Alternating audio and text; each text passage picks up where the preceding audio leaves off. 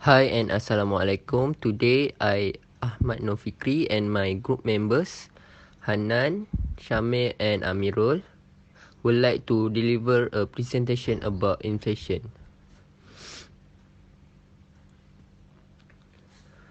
Okay, for the concept of inflation, deflations refer to a decrease in the general price level of goods and services in the economy.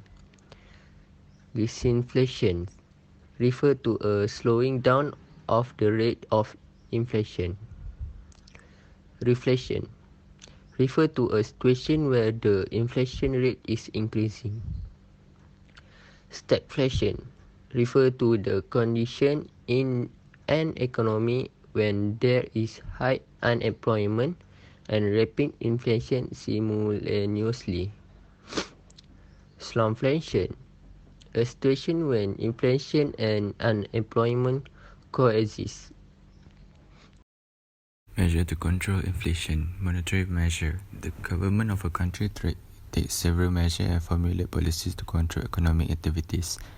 Monetary policy is one of the most commonly used measures taken by the government to control inflation. The central bank increases rate of interest on borrowing for commercial banks. Rise in bank rate. The bank rate is the rate at which the commercial bank gets a discount on loans and advances by the central bank. The increase in the bank rate results in the rise of rate of interest on loans for the public. This leads to the reduction in total spending of individuals. Performing open market operation, one of the important methods used by the central bank to reduce the credit creation capacity of commercial banks. The central bank issues government securities to commercial banks and certain private businesses. Raising the interest rate, the central bank will persuade commercial banks to increase their rates of interest on deposits from the public. High rate of interest will attract and encourage more people to save and will increase the level of savings. Raising the reserve requirement. Central bank will raise the reserve requirement to reduce cash resources in commercial banks and force this to restrict their lending activities. A rise in the reserve requirement will reduce the ability of commercial banks to provide loans and will ultimately lead to a decrease in the supply of money. Selective credit control policy takes the form of issuing directive to commercial banks prohibiting them from lending against certain commodities, reducing total credit granted to the public. Next, fiscal policy. A higher rate of income tax could reduce spending, demand and inflationary pressures. The government should adopt a deficit budget. It will reduce the inflationary pressure on an economy. Increase in tax. It will reduce the disposable income of individuals and their consumption of goods and services. Decrease in government spending. The government will cut the salary of all civil servants and postpone its development projects to reduce the purchasing power of the public. Next, direct control measures. Price control and rationing.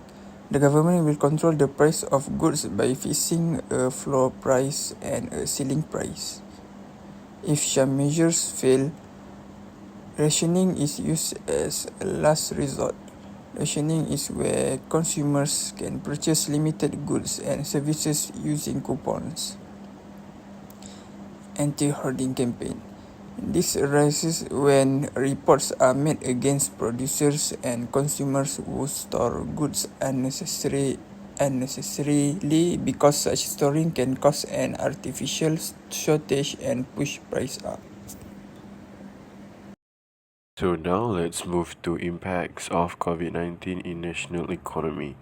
So there are 5 major impacts in national economy caused by COVID-19. So the first one is COVID-19 business impact on financial issues include cash flow, liquidity, delays in receivables and declines in revenue. So the second impact is on customers. Across large and SME companies, nearly half of the respondents have cited that a fall in demand is their key challenge. And the third major impact is on technology. Nearly a third of large and listed companies cited communication with the customers and suppliers as a major challenge, while SMEs highlighted WFH connectivity as a key issue.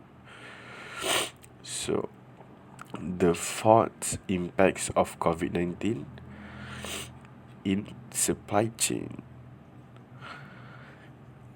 Large and listed companies cited delays in receiving supplies as the main supply chain challenge, while SME noted delays in fulfillment and delivery as their major challenge.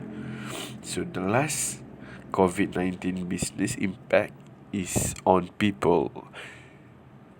32% of all large and listed companies have faced downtime in their daily operations, while 31% of SMEs have experienced delays in completing tasks and projects. So that's all for our presentation. Thank you for your attention, and we hope that you like our presentation.